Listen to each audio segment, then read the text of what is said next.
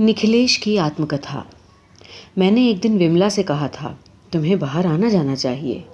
तब मैंने एक बात नहीं सोची कि किसी को उसके पूर्ण मुक्त रूप में देखने की इच्छा करने पर उसके ऊपर अधिकार रखने की आशा त्याग देनी पड़ती है। ये बात मुझे क्यों नहीं सूझी? स्त्री पर स्वामी का जो अधिकार होता है, क्या उसी के अभिमान के कारण? मुझे अभिमान था कि बेपर्दा सत्य को देख सकने की शक्ति मुझे प्राप्त है। आज उसी की परीक्षा हो रही है। मेरे संबंध में एक बात विमला आज तक नहीं समझ पाई। जबरदस्ती को मैंने सदा कमजोरी समझा। विमला पुरुष के वेश में अन्यायी देखना पसंद करती है। उत्कट और साधारण ही पर उसके दिल की प्रीति है। लेकिन मेरी दृढ़ प्रतिज्ञा है कि उत्तेजना की कड़ी शराब पीकर उन्मत्तों के समान कभी देश कार्य में न लगूंगा। आज सारे देश के भैरवी चक्र में मदिरा को लेकर जो मैं बैठना नहीं चाहता, इससे मुझे सभी का बुरा बनना पड़ता है। देश के लोग सोचते हैं कि मैं पदवी चाहता हूँ या पुलिस से डरता हूँ। पुलिस सोचती है कि मेरा कुछ गुप्त उद्देश्य है, इसलिए मैं ऐसा भला मानस बना हुआ हूँ। मेरा विश्वास है कि जो लोग देश को साधारण और सच्चे मन से देश समझकर मनुष्य पर मनुष्य की तरह श्रद्धा रखकर सेवा नहीं करते, जो शोरगुल मचाकर माँ कहकर देवी कहकर मंत्र पढ़कर केवल दिखावा करते हैं, उनके दिल में देशभक्ति का नहीं वरन नशेबाजी का ख्याल रहता है। मैं बहुत दिनों से सोच रहा हूँ कि संदीप की इच्छाएं कुछ और ही हैं। सुख विलास की आसक्ति धर्म के संबंध में उसे भूल में डाल देती है और देश के कार्य में कुकर्म की राह चलती है। उसे विलास की तृप्ति भी चाहिए और विद्वेष का नशा भी। रुपए का भी संदीप को कुछ लोभ है। विमला ने ये बात मुझे पहले बताई थी। ये बात मैं खुद भी मानता था, लेकिन रुपए के संबंध में संदीप के साथ कंजूसी न कर सका। लेकिन आज विमला को ये बात समझाना मुश्किल है कि देश के संबंध में भी संदीप का भाव उसी लोलुपता का एक रूपांतर है। विमला दिल ही दिल में संदीप की पूजा करती है। इसी से संदीप के विषय में उससे कुछ कहने का मेरा दिल नहीं चाहता। संभव है मेरे मन में कुछ ईर्ष्या जाग उठे या कुछ ऊंच नीच कर बैठूं। संदीप का जो चित्र मेरे मन में अंकित हो गया है, शायद उसी की रेखाएं मेरी वेदना की तेज गर्मी से टेढ़ी मेढ़ी हो गई हों। तब भी मन में रखने से ये कह डालना ही बेहतर है। मास्टर चंद्रनाथ बाबू को मैं लगभग 30 वर्षों से जानता हूँ। वो न निंदा से डरते हैं, न विपत्ति से और न मौत से। उन्होंने ही मेरी रक्षा की थी, वरना जिस घर में मैंने जन्म लिया था उसमें मेरे बचने की कोई संभावना नहीं थी। उस दिन चंद्रनाथ बाबू मेरे पास आकर कहने लगे, क्या संदीप का यहाँ और अधिक ठहरना आवश्यक है? कहीं अमंगल की तनिक भी हवा चलती तो उनके हृदय पर जा लगती थी। वो तुरंत जान लेते थे। उनका मन सहज में नहीं बहकता। उस दिन उन्हें एक महान विपत्ति की छाया दिखाई दी थी। उन्हें मुझसे कितना स्नेह है ये केवल मैं ही समझता हूँ। चाय पीते वक्त संदीप से मैंने कहा, तुम रंगपुर नहीं जाओगे? वे लोग समझ रहे हैं मैंने तुम्हें जबरन रोक लिया है। विमला चायदानी से प्याले में चाय उंडेल रही थी। एकाएक उसका मुंह फीका पड़ गया। उसने संदीप के मुंह की तरफ एक बार तिरछी दृष्टि डालकर देखा। संदीप ने कहा, हम जो घूम घाम कर स्वदेशी का प्रचार करते फिरते हैं, मेरा विचार है कि इसमें ज़रूरत से ज़्यादा शक्ति खर्च होती है। मैं सोचता हूँ कि एक एक जगह को केंद्र बनाकर प्रचार किया जाए तो बहुत से लाभ होने की संभावना है। इतना कहकर उसने विमला की तरफ देखकर कहा, आपका क्या विचार है? विमला पहले तो कुछ जवाब न दे सकी, लेकिन फिर कुछ सोच कर बोली, देश का काम दोनों तरफ से हो सकता है। चारों तरफ फिरकर काम करना या एक जगह बैठकर काम करना, इनमें से जिस ढंग से काम करने के लिए आपका मन चाहे वही ढंग उचित है। संदीप ने कहा, तो फिर सच बात कहूँ, मेरे मन को पूरी तरह संतुष्ट कर सके ऐसी शक्ति का स्रोत मुझे आज तक नहीं मिला। इसी कारण केवल देश विदेश घूमकर नए नए लोगों के मन को उत्तेजित करके उसी उत्तेजना से मुझे जीवन का तेज इकट्ठा करना पड़ा है। आज आप ही मेरे लिए देश की वाणी हैं। ये अग्नि तो मैंने किसी पुरुष में भी नहीं देखी। नहीं, शर्माइए नहीं, आपका स्थान लज्जा और संकोच से बहुत ऊपर है। आप ही हमारे छत्ते की रानी मक्खी हैं।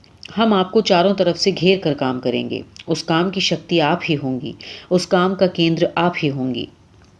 लज्जा और गौरव से विमला का मुख लाल हो गया और चाय के प्याले में चाय डालते हुए उसके हाथ कांपने लगे। फिर एक दिन आकर चंद्रबाबू कहने लगे, तुम दोनों कुछ दिन के लिए दार्जिलिंग की सैर कराओ। तुम्हारा चेहरा देखने से मालूम होता है कि तुम्हारा स्वास्थ्य ठीक नहीं, शायद ठीक तरह से नींद नहीं आती। शाम को मैंने विमला से पूछा, विमला, दार्जिलिंग की सैर करने चलोगी? मैं जानता हूँ कि दार्जिलिंग जाकर हिमालय पर्वत देखने की विमला की बड़ी इच्छा थी, पर उस दिन उसने कहा, ना, अभी रहने दीजिए, देश को क्षति पहुंचने की आशंका थी। संदीप की आत्मकथा। जिनके मन में इच्छाओं की कमी नहीं है, जो अपने प्राण देकर भी सुख भोगना जानते हैं, जिन्हें द्विधा तथा संकोच नहीं है, वही प्रकृति के वरपुत्र हैं। उन्हीं के लिए प्रकृति ने सब सुंदर और कीमती वस्तुएं सजा रखी हैं। वही तैरकर दरिया पार कर जाएंगे, कूदकर दीवारें फांद जाएंगे और लात मारकर दरवाजे तोड़ डालेंगे, लेने योग्य वस्तुएं छीन लेंगे। इसी में सच्चा आनंद है। प्रकृति आत्मसमर्पण करती है, पर ऐसे ही डाकुओं के लिए। प्रकृति को ये जबरदस्ती की छीना झपटी अच्छी लगती है, इसलिए वो अधमरे तपस्वी के गले में बसंत के फूलों की वरमाला स्वयं नहीं पहनाना चाहती। नौबत खाने में शहनाई बज रही है।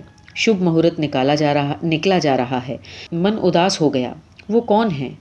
मैं ही वर हूँ। मशाल जलाकर जो धावा कर सकता है, वर का आसन उसी का है। प्रकृति का वर सदा बिन बुलाए आता है। शर्म? नहीं, मैं शर्म नहीं करता। मुझे जो चाहिए मैं मांग कर लेता हूँ, बिना मांगे भी ले लेता हूँ। शर्म के कारण जिन्होंने लेने लायक चीज़ नहीं ली, वे उसी न लेने के दुख को दबा कर रखने के लिए शर्म को बड़ी बात समझने लगते हैं। जिस धरती पर हमने जन्म लिया है, वह वास्तविकता की धरती है। बड़ी बड़ी बातें बना बनाकर अपने आप को धोखा देकर जो मनुष्य इन वास्तविक वस्तुओं की दुकान से खाली हाथ और खाली पेट चला गया, उसने इस मिट्टी की धरती पर जन्म ही क्यों लिया था? मैं जो कुछ चाहता हूँ, खूब ही चाहता हूँ। मैं अपने ईष्ट अर्थ को दोनों हाथों से मलूंगा, दोनों पैरों से दलूंगा, सारे शरीर पर रगड़ूंगा, खूब भरपेट खाऊंगा। चाहने में मुझे शर्म नहीं लगती, न लेने में लगती है। जो नियमित उपवास करते करते सूख सूख कर बहुत समय की खाली पेट पड़ी हुई खाट के खटमलों के समान सफ़ेद पड़ गए हैं, उनके रुंधे गले की भर्त्सना मेरे कानों तक न पहुँच पाएगी।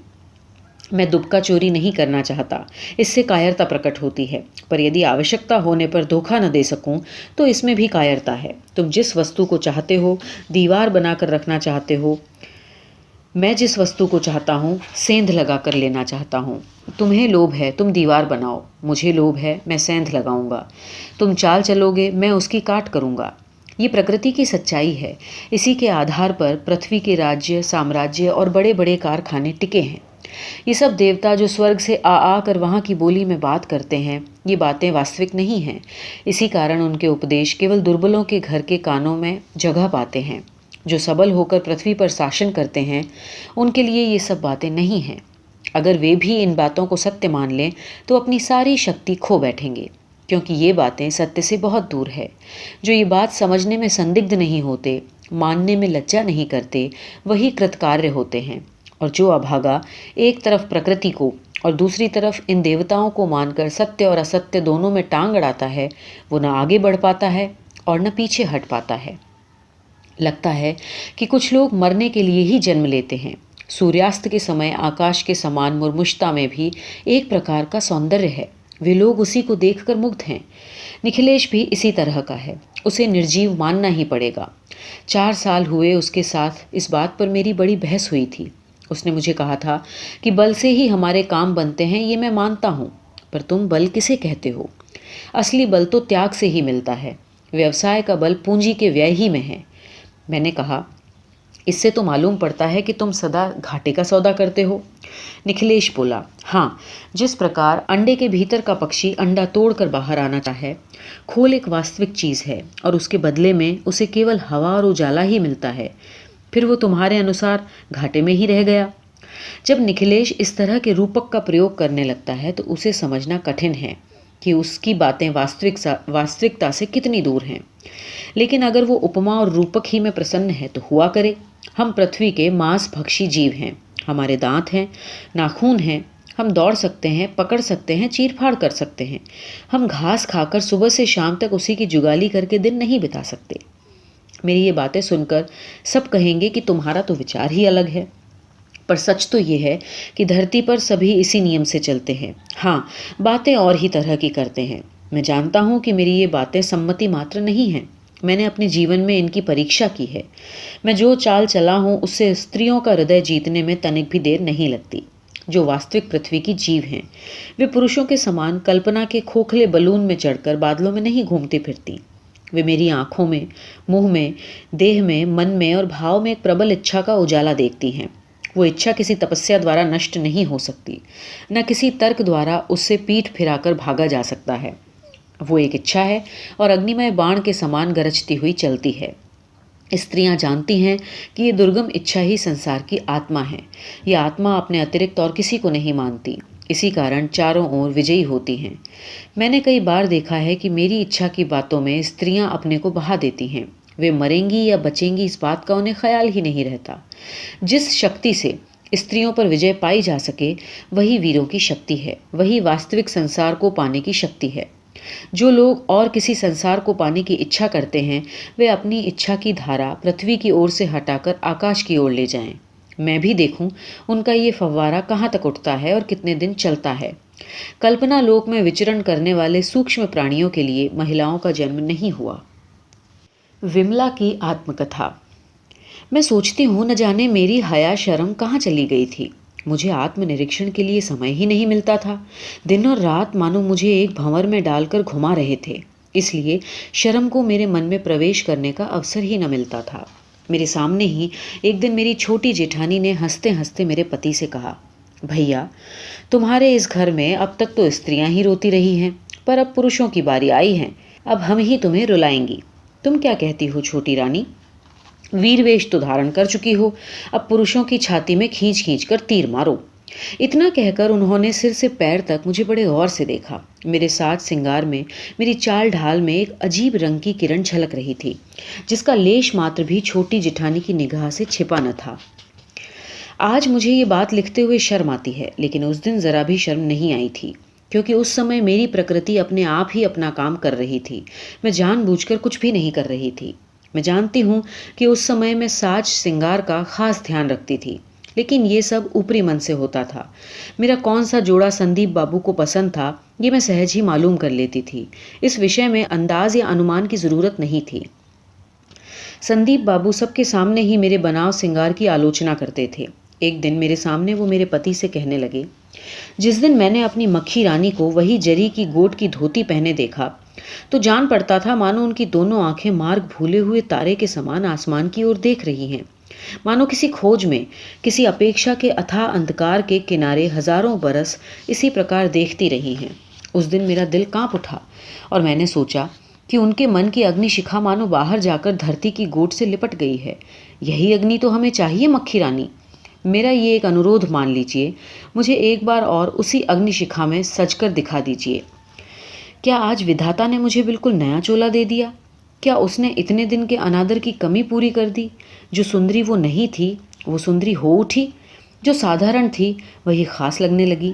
संदीप तो केवल एक साधारण मनुष्य नहीं थे, वो मानो अकेले ही देश की लाखों चित्त धाराओं के संगम थे। इसी कारण जब उन्होंने मुझे छत्ते की मक्खी रानी कहा तो मानो सारे देश सेवकों ने मेरा अभिषेक किया हो। इसके बाद बड़ी जेठानी की निशब्द अवज्ञा और छोटी जेठानी के सशब्द परिहास की मुझे जरा भी परवाह नहीं रही। सबके साथ मेरा संबंध एकदम बदल गया। संदीप बाबू ने मेरे मन में जमा दिया था कि मानो देश का काम मेरे बिना चल ही नहीं सकता। उस समय ये बात मानने में मुझे ज़रा भी संकोच नहीं हुआ। मुझे जान पड़ा मानो मुझ में एक ऐसी शक्ति आ गई है जिसका मुझे पहले कभी भी अनुभव नहीं हुआ था। मेरे मन में जो ये प्रबल आवेग एकदम आ घुसा, ये क्या चीज़ थी? इस पर विचार करने का मेरे पास समय नहीं था। ये आवेग मेरे मन में था तो भी मेरा मन नहीं था। ये मानो कहीं बाहर से आया था, मानो बाढ़ का जल था, गांव के तालाब में आकर भर गया। संदीप बाबू देश के संबंध में ज़रा ज़रा सी बातों में मुझसे सलाह लेते। पहले पहल मुझे बड़ा संकोच हुआ, पर थोड़े ही दिनों में संकोच जाता रहा। मैं जो कुछ कहती उसी से संदीप बाबू अचंभे में पड़ जाते और कहते, पुरुष तो केवल सोच ही सकते हैं, पर आप लोग तो समझ लेती हैं। आपको सोच विचार की ज़रूरत नहीं होती। स्त्रियों को ही विधाता ने मन से बनाया है, पुरुषों को तो हाथ में हथौड़ी लेकर ठोक पीट कर गढ़ दिया है। धीरे धीरे मुझे विश्वास होने लगा कि जो कुछ देश में हो रहा है उसके मूल कारण में संदीप बाबू और उनकी साधारण बुद्धि है। मेरा मन एक भारी दायित्व के गौरव से भर गया। इन विचारों में मेरे स्वामी का कोई स्थान नहीं था। बड़ा भाई जैसे छोटे भाई को खूब प्यार करता है, पर काम काज में उसकी बुद्धि पर भरोसा नहीं करता। संदीप बाबू मेरे स्वामी की ओर वैसा ही भाव प्रकट करते थे। संदीप बाबू मेरे स्वामी को इस विषय में बच्चा और उसकी बुद्धि विवेचना को उल्टा समझते। पर वो अपना ये विचार बड़े स्नेह के साथ हंसते हंसते प्रकट करते। स्वामी के अद्भुत मत और उल्टी बुद्धि के कारण ही मानो संदीप बाबू उन्हें और भी प्यार करते थे। इसी कारण उन्हें देश कार्य के दायित्व से मुक्त कर दिया था।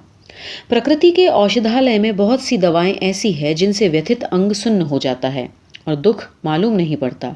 जिस समय किसी गहरे संबंध की नाड़ी कटने लगती है, उस समय न जाने कहाँ से एक ऐसी दवा आप ही उस ओर संचार करने लगती है। बाद में एक दिन अचानक दिखाई पड़ता है कि एक बहुत बड़ा व्यवधान है। मेरे जीवन में सबसे बड़े संबंध पर जिस समय छुरी चल रही थी, उस समय मेरा मन एक तीव्र आवेग से ऐसा बेसुध हो रहा था कि खबर ही नहीं थी कि कितनी बड़ी घटना का सामना है। संदीप की आत्मकथा। मालूम होता है कि कुछ गड़बड़ होने वाली है। उस दिन इसका कुछ आभास मिल चुका है। जब से मैं आया हूँ, निखिलेश की बैठक में मर्दाना और जनाना दोनों आकर मिल गए हैं। बाहर मेरा अधिकार है और भीतर मक्खी रानी का। इस अधिकार का यदि हम समझ बूझ कर सावधानी से भोग करते तो शायद काम चल जाता, पर बूंद जब पहले पहल टूटती है तो जल का तोड़ बहुत होता है। बैठक में हमारी सभा ऐसे जोर से चलने लगी कि किसी और बात का ध्यान ही न रहा। बैठक में जब मक्खी आती है तो मुझे अपने कमरे में बैठे ही बैठे किसी न किसी प्रकार मालूम हो जाता है। चूड़ियों की खनक होती है। कमरे का दरवाज़ा ज़रा सा धक्का देकर खोला जाता है। इसके अतिरिक्त किताबों की अलमारी के पास का किवाड़ ज़रा कठिनाई से खुलता है। उसे ज़रा खींच कर खोलने में ज़ोर का शब्द हो उठता है। बैठक में आकर देखता हूँ, दरवाजे की ओर पीठ किए मक्खी अपनी पसंद की किताब देखकर निकालने की कोशिश कर रही है। इस काम में सहायता करने का प्रस्ताव सुनकर वो चौंक पड़ती है। इसके बाद कुछ और बातें होने लगी हैं। बृहस्पतिवार को इसी प्रकार का शब्द सुनकर मैं अपने कमरे से चला। देखा कि बरामदे के बीच में एक दरबान खड़ा है। उसकी ओर बिना देखे ही मैं जाने लगा, पर उसने जल्दी से रास्ता रोक कर मुझसे कहा, बाबूजी उस ओर न जाइए। क्यों न जाऊं? बैठक में रानी माँ हैं। अच्छा, तुम रानी माँ को खबर कर दो कि संदीप बाबू मिलना चाहते हैं। नहीं, मैं नहीं जाऊंगा, आज्ञा नहीं है। मुझे बहुत बुरा लगा। मैंने ज़रा ऊंचे स्वर में कहा, मैं आज्ञा देता हूँ, तुम जाकर पूछ कर आओ। मेरा क्रोध देखकर दरबान चुपचाप खड़ा रह गया। मैं फिर कमरे की ओर बढ़ा। दरवाजे के निकट पहुंचा ही था कि वो अपना कर्तव्य पालन करने के लिए आगे बढ़ा और मेरा हाथ पकड़कर कहने लगा, बाबूजी मत जाइए। क्या? मेरे शरीर पर हाथ? मैंने हाथ छुड़ा लिया और उसके मुंह पर जोर से एक थप्पड़ मारा। तुरंत मक्खी कमरे से बाहर निकल आई और उसने देखा कि दरबान मेरा अपमान करने के लिए तैयार है। उसकी वो मूर्ति मैं कभी न भूलूंगा। मक्खी सुंदरी है, ये बात पहले पहल मैंने ही महसूस की थी। हमारे देश में बहुत से लोग शायद उसकी ओर देखें भी नहीं, मगर मानो आत्मा के फुआरे की वो धार है और सृष्टिकर्ता की हृदय गुहा से वेग के साथ निकल पड़ी है। उसका रंग सांवला, असली लोहे की तलवार के समान सांवला है। क्या तेज है और क्या धार है। वही तेज उस दिन उसके सारे चेहरे और आंखों में झलक रहा था। वो चौखट पर आकर खड़ी हो गई और दरबार की ओर अंगुली उठाकर कहने लगी, ननकू यहाँ से चले जाओ। मैंने कहा, आप नाराज़ न हो, जब आने की मनाही ही है तो मैं जा रहा हूँ। मक्खी कांपते हुए स्वर में बोली, नहीं, आप न जाइए, अंदर आइए। ये अनुरोध नहीं था, आज्ञा थी। मैं कमरे के भीतर गया और कुर्सी पर बैठकर पंखे से हवा करने लगा। मक्खी ने कागज़ के एक टुकड़े पर कुछ लिखकर बैरे को दिया कि महाराज को दे आऊं। मैंने कहा, मुझे क्षमा कीजिए, मैं अपने को न संभाल सका, दरबान को बेकार मार बैठा। लेकिन उस बेचारे का क्या दोष है? वो तो केवल कर्तव्य का पालन कर रहा था। इसी समय निखिल भी आ गया। मैं फुर्ती से कुर्सी से उठा और उसकी तरफ पीठ करके खिड़की के पास जा खड़ा हुआ। मक्खी ने निखिल से कहा, आज ननकू ने संदीप बाबू का अपमान किया है। निखिल ने बड़े भोलेपन से आश्चर्यचकित होकर पूछा, क्यों? ये सुनकर मुझसे रहा न गया। मैंने मुंह फेर कर उसकी तरफ देखा और सोचने लगा कि साधुओं के सत्य की बड़ाई स्त्री के सामने नहीं चलती, खास कर अगर स्त्री भी ऐसी हो। मक्खी ने कहा, संदीप बाबू बैठक में आ रहे थे। वो उनका रास्ता रोक कर कहने लगा, आज्ञा नहीं है। निखिल ने कहा, किसकी आज्ञा नहीं है? मक्खी ने कहा, ये मैं कैसे बताऊं? क्रोध और क्षोभ से मक्खी के नेत्रों में आंसू आ गए। निखिल ने दरबान को बुलाया। वो कहने लगा, हुजूर मेरा तो कोई दोष नहीं, मैंने तो आज्ञा का पालन किया था। किसकी आज्ञा का? मंझली रानी माँ ने बुलाकर कह दिया था। थोड़ी देर के लिए सब निस्तब्ध बैठे रहे। जब दरबान चला गया तो मक्खी ने कहा, अब ननकू यहाँ नहीं रह पाएगा। निखिल कुछ न बोला। मैं समझ गया कि उससे ये अन्याय न होगा। उसकी न्याय बुद्धि में बड़ी ठेस लग जाती है, लेकिन बड़ी कड़ी समस्या। मक्खी सीधी सादी लड़की तो थी नहीं। ननकू को निकालकर अपनी जेठानियों के अपमान का प्रतिशोध उसे लेना था। निखिल देर तक चुप रहा। अब तो मक्खी के नेत्रों से आंख बरसने लगी। उसे निखिल पर बहुत गुस्सा आ रहा था। निखिल बिना कुछ कहे उठकर कमरे से बाहर चला गया। दूसरे दिन वो दरबान न दिखाई दिया। पूछने पर मालूम हुआ कि निखिल ने उसे कहीं बाहर के काम पर तैनात करके भेज दिया है। दरबान की इसमें हानि ही क्या थी। इन दिनों नेपथ्य में जो तूफान चल रहा था उसका आभास तो मुझे भी था। बार बार यही ख्याल आता था कि निखिल बड़ा अजीब आदमी है, बिल्कुल ही संसार से निराला। इस सब का ये नतीजा हुआ कि इसके बाद कुछ दिन तक मक्खी रोज़ बैठक में आकर बैरे को भेजकर मुझे बुलाती और बातचीत किया करती, किसी काम से या बहाने की भी आवश्यकता न करके। मक्खी राजघराने की बहू है। बाहर के पुरुष के निकट मानो एकदम नक्षत्र लोक की रहने वाली है, जहाँ तक पहुँचने का कोई निर्दिष्ट मार्ग नहीं है। सत्य की ये कैसी आश्चर्यजनक जय यात्रा है कि संसार और सांसारिक नियमों के सब पर्दे एकाएक उठते चले गए, यहाँ तक कि आखिर में केवल नग्न प्रकृति दिखाई पड़ने लगी। सत्य नहीं तो और क्या है, स्त्री पुरुष के आपस के संबंधों के बीच एक वास्तविक चीज़ है। धूल के कण से लेकर आकाश के तारे तक सब जगह इसके गवाह हैं। और मनुष्य कैसे कैसे नियम बनाकर उसे पर्दे में छिपाना चाहता है, अपने गढ़े हुए विधि निषेध लगाकर उसे अपने घर की चीज़ बना बैठता है, मानो और जगत को गलाकर जमाई के लिए घड़ी की चेन बनाने के लिए तैयारी की हो। जिस समय वास्तविकता वास्तव का आह्वान सुनकर जाग उठती है और मनुष्य के सब वाक्य जालों को तोड़ ताड़ कर अपने स्थान पर आ खड़ी होती है, उस समय क्या सिर्फ धर्म बल या विश्वास बल उसे रोक सकता है? फिर धिक्कार, हाहाकार और दंड, शासन का कितना शोरगुल मचता है। पर अंधे आपके साथ लड़ाई करना क्या सिर्फ शब्दों का काम है? वो तो जवाब नहीं देता, वो सिर्फ टक्कर देना जानता है, इसलिए कि वो यथार्थ है। इसलिए नेत्रों के सामने सत्य का ये प्रत्यक्ष प्रकाश देखना मुझे बड़ा भला लगता है। रही लज्जा, डर और दुविधा की बात, अगर ये सब न रहें तो सत्य के रस में आनंद ही क्या। पाँव कांपना, रह रहकर मुंह फेरना, ये सब बड़ा मनोहर है। और सब छल धोखा औरों के लिए नहीं है, ये सब छल धोखा स्वयं अपने लिए है। वास्तव को जब अवास्तव से लड़ना पड़ता है तो उसका प्रधान अस्त्र छल होता है, क्योंकि वस्तु को उसके विरोधी सदा घृणित और स्थूल बना देते हैं। मैं सब कुछ देख रहा हूँ।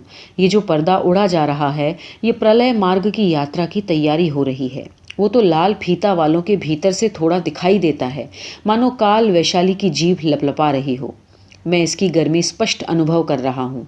ये सब आयोजन आप ही आप हो रहा है। उसे खुद भी इसका ज्ञान नहीं। उसे ज्ञान क्यों नहीं? मनुष्य वास्तव में छिपा छिपा कर उसे स्पष्ट जानने और मानने का उपाय खुद अपने हाथों से नष्ट कर देता है। वो लजाता है, इसलिए उसे रुकावटों के भीतर ही रहकर अपना काम करना पड़ता है। इसी कारण वास्तव की चाल ढाल से मनुष्य बेखबर रहता है। अंत में जब एकदम सर पे आ पड़ती है तो उसे अस्वीकार करते नहीं बनता। मनुष्य उसे शैतान कहता है, बुरे बुरे नाम धरकर उसे भगाना चाहता है। इसलिए वो सर्प का रूप धर के चुपके चुपके मन की बगिया में प्रवेश करता है। केवल काना फूसी द्वारा ही मानव प्रेयसी के नेत्रों में धूल झोंककर उसे विद्रोही बना देता है। इसके बाद फिर विश्राम का नाम नहीं, मरण ही मरण शेष है। वास्तव पर मेरी पूरी श्रद्धा है। नग्न वास्तविकता कल्पना का जेल खाना तोड़कर खुले प्रकाश में निकलकर आ रही है। उसके पग पग पर मेरा आनंद बढ़ता जाता है। मैं जो चीज़ चाहता हूँ उसे अपने निकट रखूँगा, खूब दिल भर कर बिलसूँगा। बीच में जो कुछ है वो चूर चूर हो जाएगा, धूल में मिल जाएगा, हवा में उड़ जाएगा। इसी में आनंद है। यही वास्तव में उन्मत्त नाच है। इसके पीछे जीवन मरण, अच्छा बुरा, दुख सुख सब तुच्छ है। मेरी मक्खी रानी अभी तक स्वप्न में है। वो नहीं जानती कि वो किस ओर जा रही है। समय आने से पहले एकदम उसकी नींद तोड़ देना उचित नहीं। उसे मेरे असली उद्देश्य का ज्ञान नहीं होना चाहिए। उस दिन जब मैं भोजन कर रहा था तो मक्खी रानी ने मेरी ओर एक विशेष प्रकार से देखा था, मानो कुछ भूल गई हो। उस प्रकार देखने का क्या अर्थ है? मेरी दृष्टि उसकी आंखों की ओर उठते ही उसका चेहरा लाल हो गया और उसने नज़र दूसरी ओर फेर ली। मैंने कहा, आप मुझे आता देखकर एकदम अवाक हो गई। मैं अनेक बातें छिपा सकता हूँ, मगर मेरा ये लोभ पग पग पर खुल जाता है। पर देखिए, जब मैं निर्लज्ज हूँ तो आप मेरे लिए क्यों लज्जा करती हैं? इस पर उसका चेहरा और भी लाल हो उठा। कहने लगी, नहीं नहीं आप। मैंने कहा, मैं जानता हूँ कि लोभी मनुष्य स्त्रियों को अच्छे लगते हैं, इस लोभ के कारण ही तो स्त्रियां उन पर विजय पाती हैं। मेरे लोभ के कारण ही स्त्रियां मेरा सदा आदर सत्कार करती हैं। इसी से आज मेरी ये दशा हो गई है कि लज्जा का लेश मात्र भी मुझ में न रहा। अतएव आप देखती रहिए, जितनी अच्छी अच्छी चीज़ें हैं एक भी न छोड़ूंगा। यही मेरा स्वभाव है। मैंने कुछ दिन पहले एक अंग्रेजी पुस्तक देखी थी जिसमें स्त्री पुरुष की संभोग नीति के विषय में सभी बातें साफ साफ लिखी थी। इसी कारण मैं उसे बैठक में डाल गया था। एक दिन दोपहर में किसी काम से मैं उसी कमरे में गया। क्या देखता हूँ कि मक्खी रानी उसी पुस्तक को हाथ में लिए पढ़ रही है। पाँव की आहट सुनते ही उसने झटपट एक और पुस्तक उसके ऊपर रख दी। इस पुस्तक में लॉन्गफेलो की कविताएं थी। मैंने तुरंत कहा, मैं आज तक नहीं समझा कि स्त्रियां कविता की पुस्तक पढ़ते हुए क्यों लज्जा करती हैं। पुरुष यदि लज्जा करें तो ठीक भी है, क्योंकि हम लोगों में कोई वकील है तो कोई इंजीनियर,